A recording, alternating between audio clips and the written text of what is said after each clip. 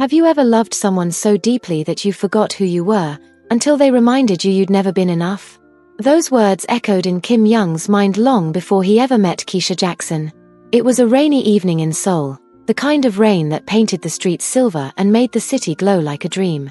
Kim stood by the hospital's tall glass window, staring at the blurred lights outside. He was 26, brilliant, and heir to a family that worshipped medicine like a religion. His name alone carried power. Yet, that night, he felt empty, trapped inside a life that was already written for him. Inside the same hospital, Keisha Jackson rushed down the hallway, holding a tray of diet charts. She was new, a Nigerian dietitian who spoke Korean with a soft accent and smiled through every challenge. Her dark skin and bright eyes stood out among the pale uniforms and cold faces. People stared. Some whispered. But Keisha didn't flinch. She was used to being the outsider. Fate crossed their paths in the most unexpected way. A commotion broke out near the ER. A man collapsed in the lobby. Kim Young, though still a student, rushed forward to help. Keisha followed, dropping her tray. Together, they worked side by side under the harsh white lights. For a moment, the world fell silent. Keisha, you're not even a doctor yet. Kim, panting then tonight, pretend I am. Their hands brushed as they performed CPR. When the man regained consciousness, they both looked up, breathless, soaked, eyes locked. Something electric passed between them, stronger than reason. Later that night, under the rain-soaked entrance of the hospital, Kim waited for her. He didn't know why. He just did. When she walked out, clutching her umbrella, he spoke without thinking. Kim, you were amazing today. Keisha, smiling shyly, I was scared. Kim, then I wasn't the only one. She laughed, a small, real laugh that made his heart twist. That was the moment everything changed. From that night, Kim started finding excuses to see her. He lingered by the cafeteria. He volunteered for shifts where she worked. His friends teased him. His mother noticed his growing distance from the family dinners. Mrs. Kim, coldly, who is she? Kim, someone who makes me want to be better. Mrs. Kim, then she's dangerous. But Kim didn't care. He found peace in Keisha's small rented apartment in Itaewon, with cheap instant noodles, shared laughter, and soft music playing from her old phone.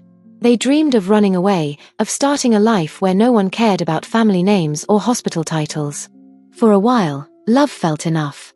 Until reality began to creep in. Rumors spread. Hospital staff whispered about the foreign girl dating the heir of the Kim family. Kim's classmates laughed behind his back. His father summoned him home one night, his tone colder than the marble floor. Mr. Kim, you think love feeds you? You think love pays tuition? Kim, quietly, no, father. But love makes life worth it. That sentence cost him everything. By morning, his tuition was cut off. His car taken. His access card revoked. He had become a stranger in his own home, for choosing a woman who had nothing but love to give. Yet, when he told Keisha, she didn't cry. She only looked at him with trembling lips. Keisha, then we'll make it together. I'll work harder. You'll find a way back. We'll fight the world. Her hope was fierce. His heart burned with belief. But beneath that fire, fate was already sharpening its knife. Because in Seoul, love stories don't end with kisses. They end with storms. Do you still want to marry me, even if the whole world turns its back? Those were Kim Young's trembling words on the night before the wedding, a question that sounded more like a warning than a promise. Keisha Jackson looked at him through the dim light of her small Itaewon apartment. The rain beat against the windows like drums, echoing the storm inside their hearts. She held his hand, her voice soft but steady. Keisha, I'd rather be hated for loving you than be loved for leaving you. That was all he needed to hear. The next morning, under a cold grey sky, Kim and Keisha exchanged vows in a small chapel tucked between narrow Seoul streets. There were no guests in suits, no camera flashes, no orchestra playing violins, just them, the sound of their beating hearts, and an old pastor who smiled as if he could already see the war that waited for them. Kim's family didn't come. His father sent a check wrapped in an envelope that said "End it now." His mother didn't even send a message. But Kim didn't care. When he saw Keisha walking toward him in her simple cream dress, her curls tied neatly, her eyes shining like hope itself, the rest of the world disappeared. Pastor, do you, Kim Young, take this woman? Kim, cutting in, I already do. They laughed. They kissed. For a moment, love felt invincible. But Seoul is a city that remembers. And it doesn't forgive easily. The gossip spread like wildfire. The Kim heir had married a foreigner. A black woman. The whispers grew louder in the hospital hallways and medical circles. Kim lost friends overnight. His professors began to look through him instead of at him. Bills started arriving before paychecks. Keisha worked overtime, counseling patients and skipping meals. Kim took a job as a pharmaceutical salesman, trading stethoscopes for samples and sales pitches. Every night, he came home late, his white shirt wrinkled, his eyes heavy with failure. Their small apartment grew quieter with each passing day. The laughter that once filled the walls was replaced by sighs and silence. One night, after yet another rejection call, Kim threw his phone across the room. Kim, angrily, they don't even let me into clinics anymore. I used to be someone. Keisha. Keisha, softly, you still are, just not to them. Kim, snapping, you don't understand. You've never had everything taken from you. Keisha, whispering, no. I just never had anything to begin with. Her words cut deep, not out of spite, but out of truth. Days turned into months.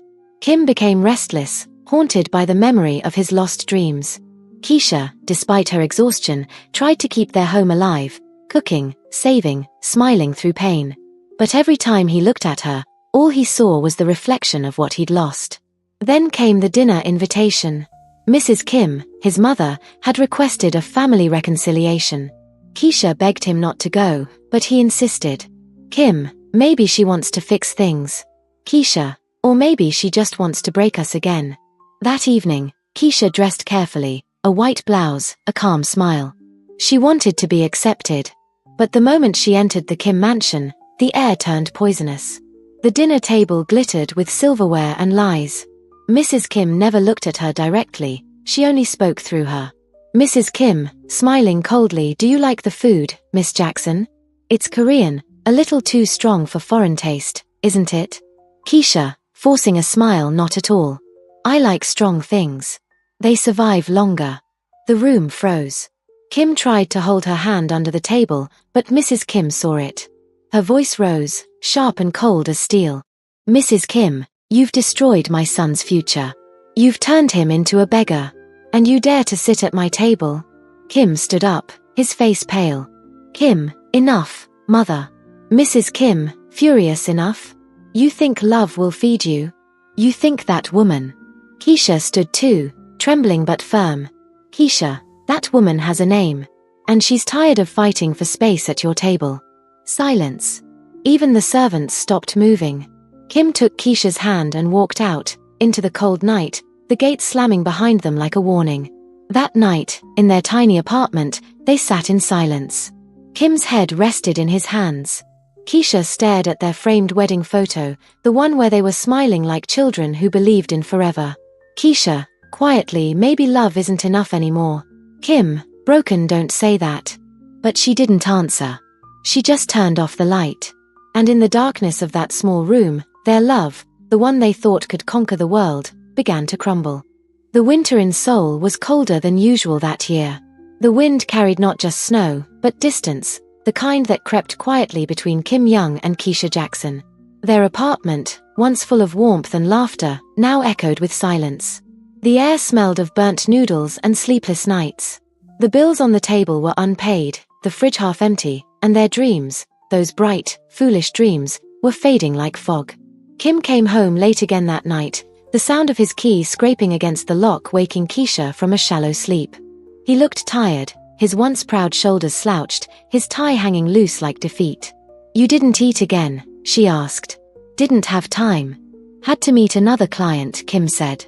You've been saying that for weeks. Because it's true, he said. Her voice trembled, but she didn't cry. She was too tired for tears.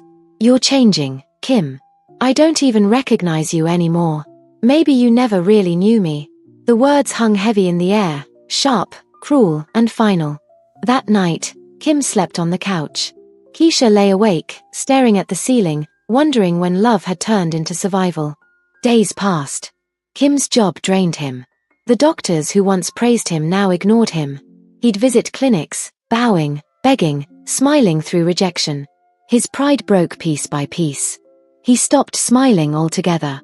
Keisha worked long hours at the wellness center, caring for strangers while her own heart starved. People admired her strength, her calm, her kindness. But inside, she was breaking too. Every night they fought, not over love, but over life. Over the things they couldn't give each other. Over the future they no longer believed in. One evening, Keisha came home early, hoping to surprise him with dinner. She cooked his favorite, spicy kimchi stew, and lit a small candle on the table. But as the clock ticked past midnight, the food went cold. When Kim finally came in, his shirt reeked of alcohol and frustration. "You promised you'd come home early," Keisha said quietly. "I didn't promise I'd be happy doing it," he said.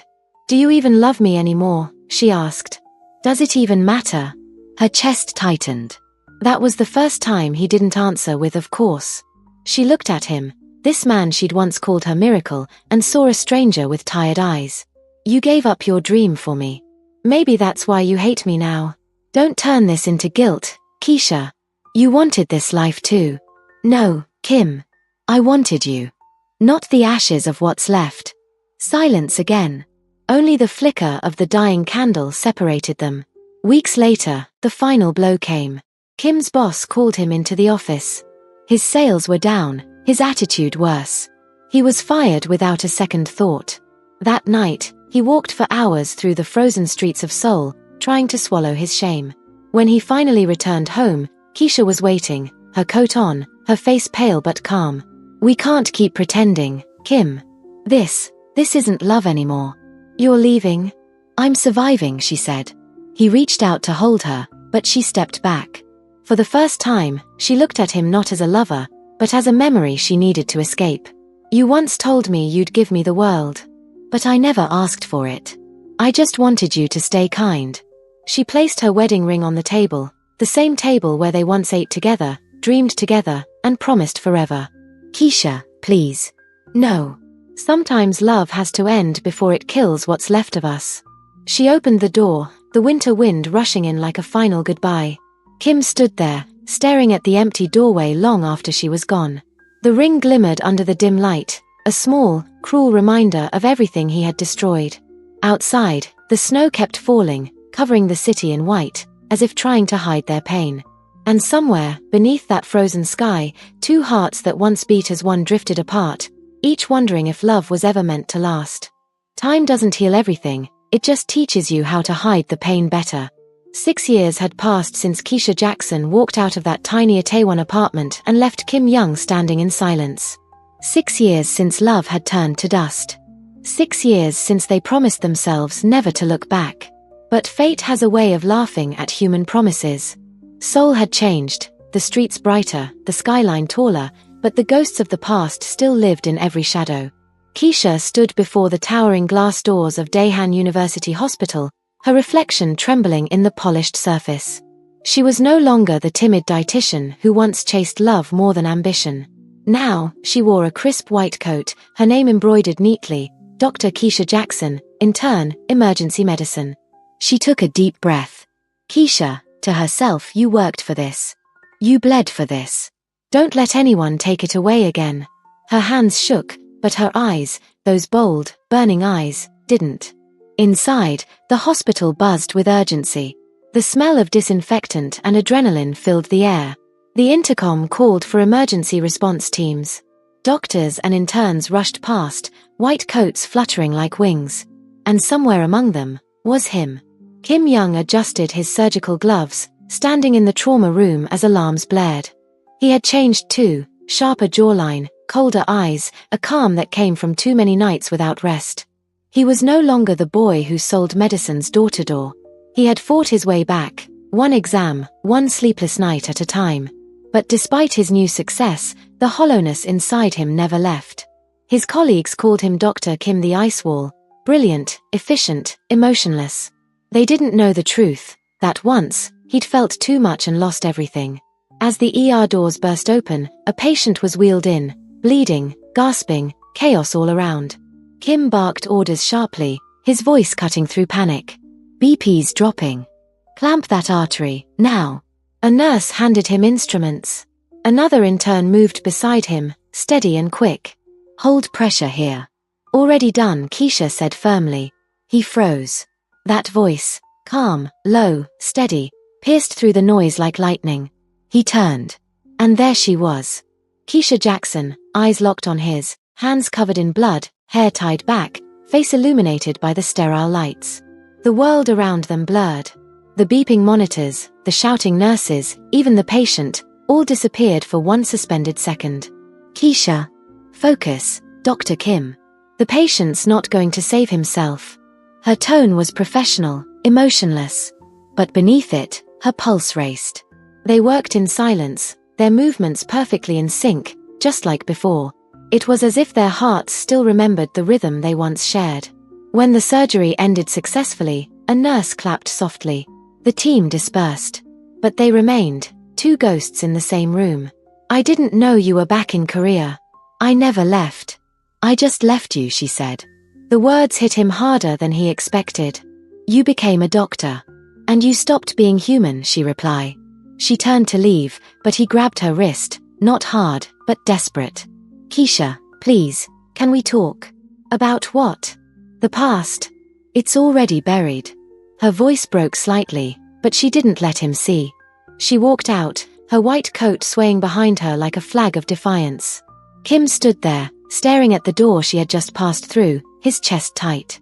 The scent of antiseptic and memory clung to the air. Later that evening, in the hospital cafeteria, whispers spread like wildfire. Did you hear? Dr. Kim and the new intern knew each other before. Really? She's that Nigerian doctor, right?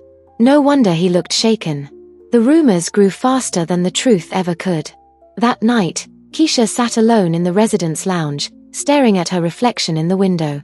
Seoul glittered below her, distant and cold. You're stronger now. She whispered to herself, don't fall again. Not for him. Not for anyone. But deep inside, a quiet voice whispered something she didn't want to admit. She still loved him. And somewhere down the hall, Kim stood in the dark, watching her from a distance through the glass wall, his heart breaking all over again. You can bury love, Keisha, but it always finds its way back. The emergency room of Daehan University Hospital never slept. The sirens wailed, stretchers rolled in, and the smell of metal and fear clung to the air. Every second mattered. Every heartbeat was a battle. For Kim Young and Keisha Jackson, it became a war zone, not just for the patients they saved, but for the love they were trying to bury. The chief of emergency, Dr. Han Woojin, had no idea about their history. To him, they were just two talented doctors with exceptional teamwork. And so, he made the cruelest mistake of all, assigning them to the same rotation. You two work well together. I like that energy. Let's keep it up. Keisha, forcing a smile, of course, sir. Yes, Sir, Kim said quietly. But the moment Dr. Han turned his back, the tension thickened like fog. Days bled into nights. The hospital lights became their sun and moon. They handled trauma cases side by side, gunshot wounds, car crashes, burn victims. Each time, their hands moved with the same rhythm, as if their bodies remembered something their hearts were trying to forget. But between those silences, emotions trembled beneath the surface. One night, after a chaotic shift, they sat across from each other in the staff room. Keisha's hair was messy, her scrub stained, her eyes red with exhaustion. Kim handed her a bottle of water. You did well today. Don't talk to me like we're friends, she said without looking up. I'm not.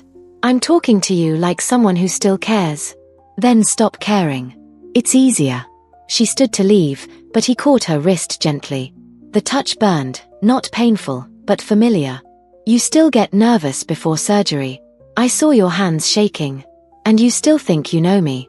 I do, he said. Keisha, pulling free, then you should have fought for me. Her words hit him like a blade. Before he could respond, her pager beeped. Another emergency. Another escape. The next night tested them both. A bus accident flooded the ER, dozens injured, blood everywhere, screams filling the hallways. Keisha and Kim were thrown into chaos together, side by side again. Get the oxygen ready, he said. Pulse is dropping. His crashing, she replied. No one dies tonight. Not one. They fought for every life, every breath. Sweat mixed with blood. Keisha's voice cracked as she called out orders. Kim's hands trembled as he stitched wounds faster than his heart could beat. When the last patient stabilized, they stood there, exhausted, breathing heavily, covered in red. Their eyes met across the room. "You haven't changed. You still try to save everyone," she whispered. "Not everyone. I couldn't save us." Silence. She turned away, her jaw tightening. Her heart screamed at her to run, but her legs wouldn't move. Later that night, when the ER finally quieted, they found themselves alone on the rooftop. The same city beneath them, the same stars above, but 1,000 unspoken words between them. "Do you ever regret it?" she asked. "Every single day." "Then why didn't you come for me?" "Because I thought you deserved peace. And I didn't."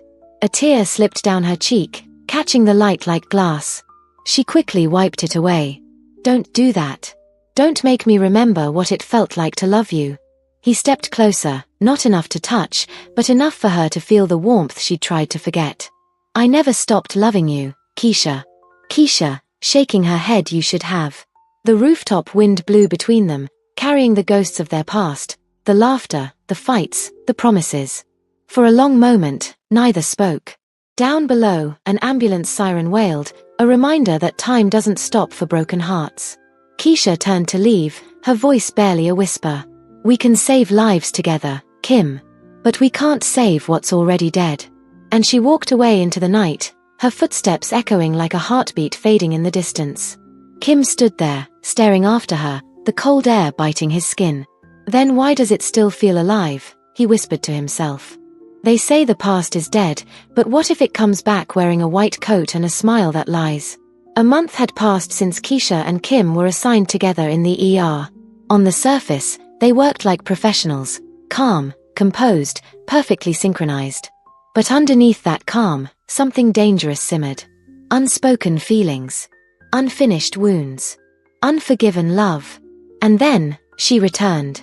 Han Sujin. The woman Kim's mother had once wanted him to marry.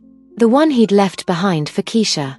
She walked into Daehan University Hospital like she owned it, her heels clicking, her red lips curving in a smirk that could slice glass. She was beautiful, polished, and poisonous. Well, if it isn't the famous Dr. Kim. "I heard you're still saving lives, and ruining your own." Kim froze. "Sujin," he said quietly, his tone firm but weary. "Don't sound so tense. I'm the new surgical consultant here." "Looks like we'll be working together again," she said. When Keisha heard her name during morning briefing, her stomach twisted. The moment she saw Sujin standing beside Kim, her manicured hand brushing his sleeve like a memory, her heart clenched.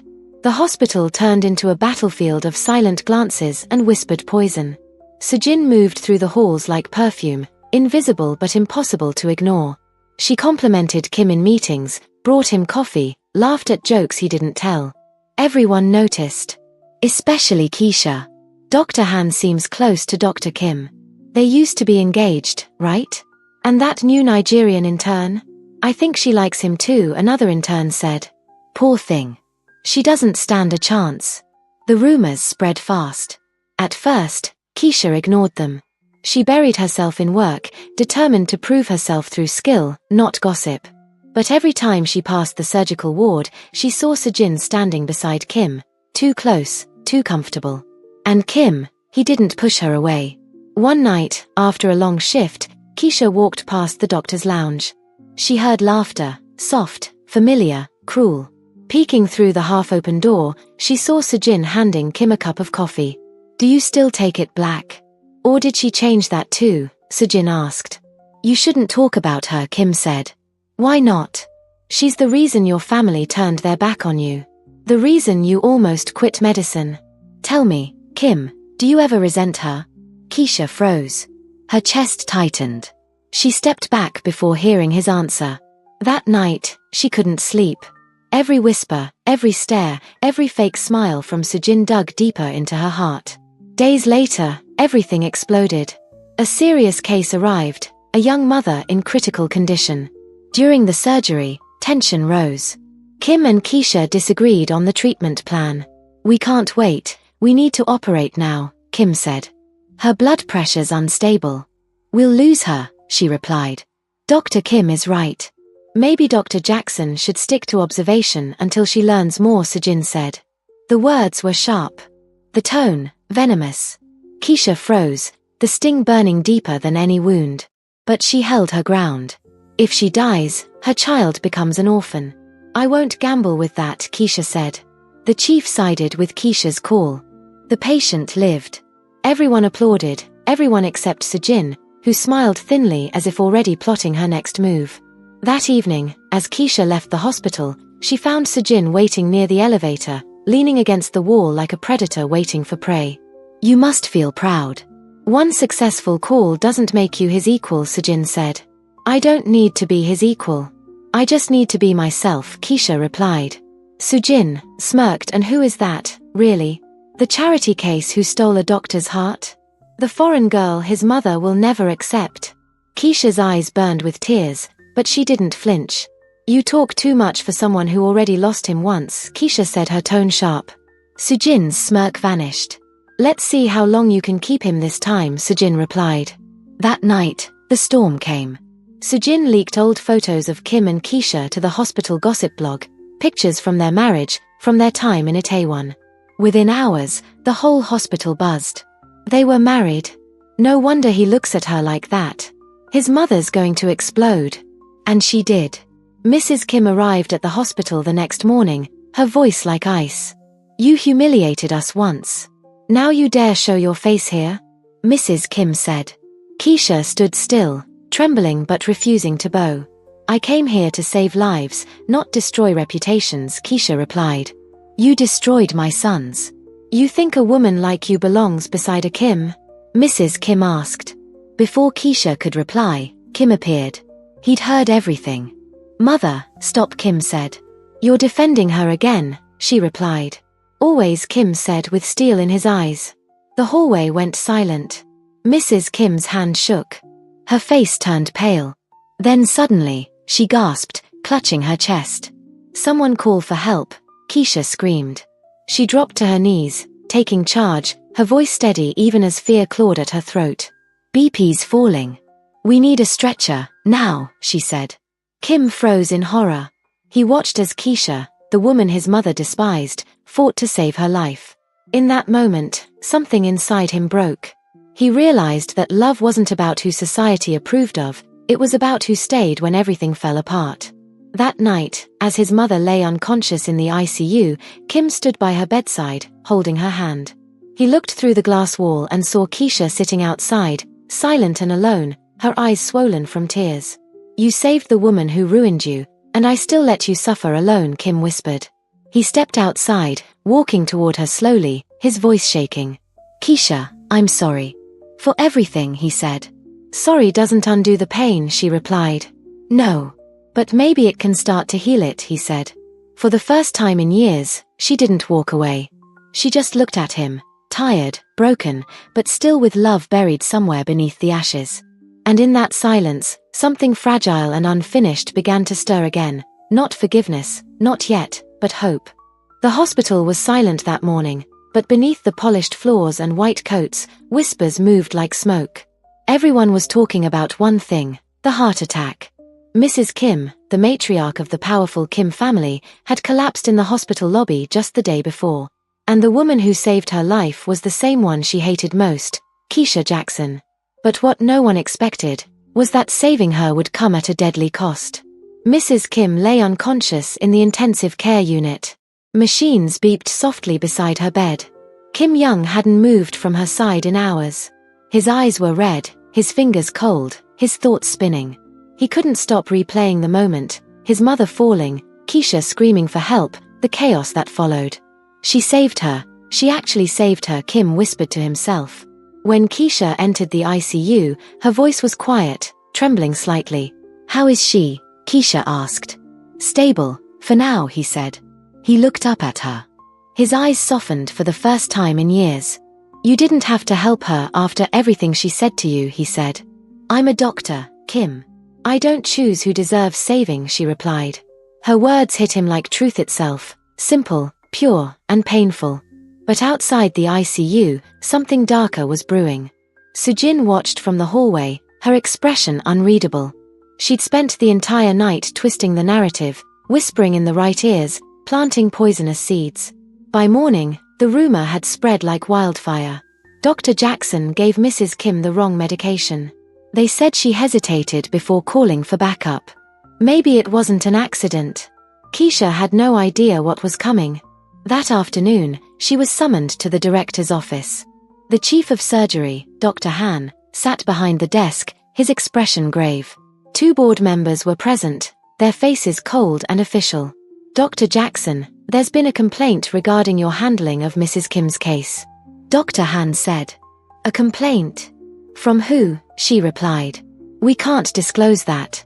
But the accusation is serious. A board member said. I saved her life. Keisha said. And yet, her vitals crashed during your supervision.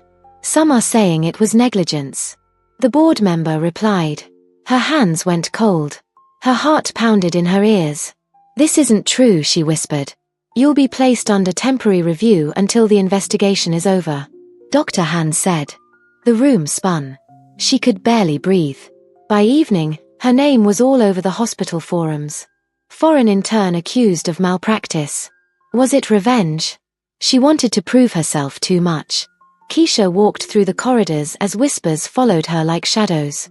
Some avoided her eyes. Others stared openly. Kim found out only after his shift ended. When he saw her sitting on the bench outside, staring blankly at the ground, he knew. Keisha, what happened? Kim asked. They think I tried to hurt your mother. Keisha said. What? That's impossible. Sujin. It has to be her. She was there. She knew everything, Keisha said. Rage burned through him, but guilt burned deeper. I should have protected you, Kim said softly. You did once. Then you stopped. She stood up, tears running freely now. I came here to prove I could be something more than a mistake. But maybe they were right, Kim. Maybe I don't belong here. Kim grabbed her hand. Don't you dare say that.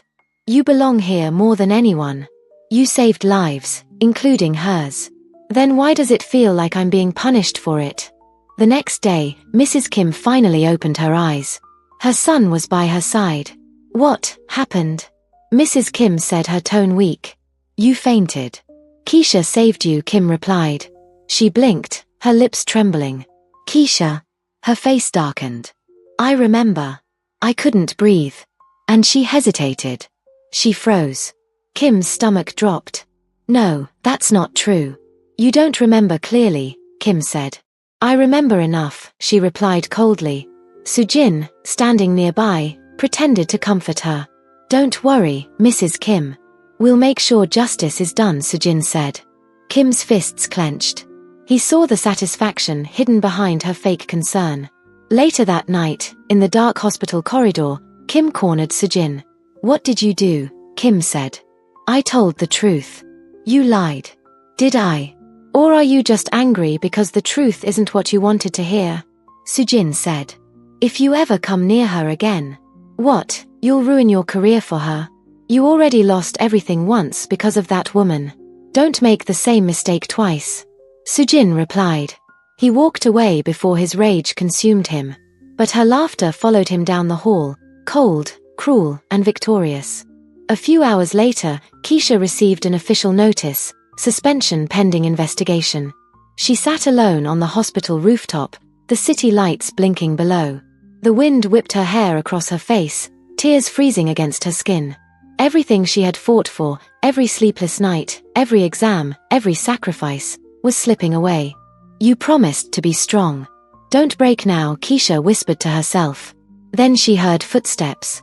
Kim appeared, his face pale, his eyes heavy with regret. I'll fix this. I swear. You can't fix a system that's built to see me fail. Then I'll burn it down if I have to. She looked at him, really looked, and for the first time, she saw not the boy who broke her heart, but the man who was finally ready to fight for her. Below them, in the ICU, Mrs. Kim's monitor beeped steadily, unaware that her survival had lit the spark for a war that could destroy everything. They broke you to see if you'd crawl, but instead, you learned how to rise. The next morning, Seoul woke under a grey sky. Inside Daehan University Hospital, Tension thickened like fog. Everyone had heard the rumors. Dr. Jackson suspended. Dr. Kim under scrutiny. Mrs. Kim recovering. But no one knew the truth. Not yet. Keisha stood outside the hospital gate in the cold, watching her dreams vanish behind glass doors. Her suspension letter felt heavier than her white coat. She had worked her whole life for this, and now it was gone, not because she failed, but because someone wanted her destroyed. Her phone buzzed. It was Kim. She didn't answer. She couldn't. Inside, Kim was fighting battles no one could see. His mother's words echoed in his head, sharp and cruel. "You'll lose everything again because of her. Then I'll lose it with pride." He was done hiding. That afternoon, Kim stormed into the hospital board meeting. The directors looked up, startled. Sujin was already there, feigning innocence, her expression polished and cold. "I have proof. Dr. Jackson didn't make a mistake. Someone else tampered with the medication log." "That's a serious claim, Dr. Kim. Do you have evidence?" a board member said.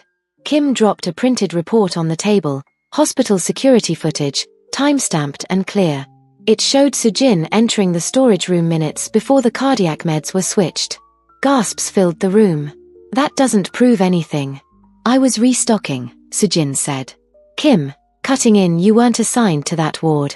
You deleted the record. You framed her." For a moment, no one spoke. Then Dr. Han turned to Sujin, his voice low and dangerous. "Is this true?" Sujin's mask cracked. Her eyes darted from Kim to the board. She didn't deserve him. She destroyed his life. I was only giving her what she gave him. Her confession hung in the air like a scream. The board ordered immediate disciplinary action. Sujin was escorted out, her perfect composure collapsing under the weight of her own jealousy. Kim didn't waste a second. He ran out of the room, down the corridor, through the front doors, until he saw Keisha sitting on the steps, her hands buried in her lap. When she looked up, he was already kneeling before her, breathless, eyes wet. "Kim," choking out, "you're cleared. They know the truth now. It's over." What did you do?" "What I should have done 6 years ago. I fought for you." Tears streamed down her face before she could stop them. "I thought I lost everything," she whispered. "Then let's start from nothing, together." He reached for her hand, and this time, she didn't pull away. She let him hold it, not because she was weak, but because she was tired of being strong alone. Later that evening, they walked through the hospital corridors together. People stared, whispering in awe. For once, Keisha didn't feel like an outsider. She felt like she belonged, not because of anyone's approval, but because she had earned it. Mrs. Kim watched from her room window as they passed. Her face softened, lines of pride and pain crossing her expression. When Keisha entered the room, silence filled the air. "How are you feeling, Mrs. Kim, after a pause, "Better. Because of you." Keisha blinked, unsure if she heard right. "I judged you, because I didn't understand you. You saved my life when you had every reason not to. That makes you stronger than me." For the first time, she reached out and took Keisha's hand. "Take care of my son. He's only ever smiled because of you." Tears filled Keisha's eyes. "Thank you." That night, Kim and Keisha stood on the hospital rooftop again, the same place where they once fought, once cried, once let go. The wind was gentle this time, the city glowing beneath them. "Do you remember what you said 6 years ago? That love wasn't enough," Kim said. "I was wrong," she replied. "No. You were right. Love wasn't enough then. But it is now." He reached into his pocket and pulled out something small, a thin silver ring, slightly worn but shining under the city lights. "You left this behind. I've kept it every day since. Kim, marry me again. Not because we're trying to fix the past, but because we finally survived it." For a long moment, the only sound was the wind. Then she nodded, smiling through her tears. "Yes." He slipped the ring back on her finger. This time, it didn't feel like a beginning or an ending. It felt like peace. Down below, the hospital lights flickered softly. The whispers had stopped. The war was over. Kim Young and Keisha Jackson, two people who had once destroyed each other, now stood reborn, hand in hand, above the city that had witnessed their fall. Keisha, smiling faintly, "We were broken once." Kim, pulling her close, and now we're beautiful because of it. Under the soul night sky, they kissed, not out of desperation, but out of understanding. And for the first time in years, it didn't feel like a battle. It felt like coming home.